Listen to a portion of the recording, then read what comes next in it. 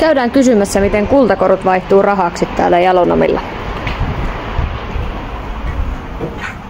Terve! Terve! Kuule, mulla olisi muutama kultakoru kotona ja mä haluaisin tietää, että mitenkä teillä täällä se arviointi tapahtuu. Meillä tapahtuu niin, että ne voi tuoda tähän korut. Joo. Ja me tarkistetaan niistä sen jälkeen leimat. Joo.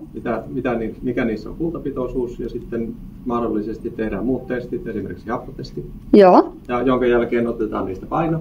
Joo. Ja sitten sen arvo tai hinta, mitä maksetaan, niin määräytyy sen kultapitoisuuden ja painon mukaan. Joo. Miten sitten maksu, niin saanko me sen käteisellä vai?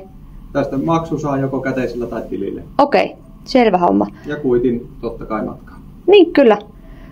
Tarviiko mun varata aikaa vielä, kun mä tuun? Ei tarvitse varata aikaa.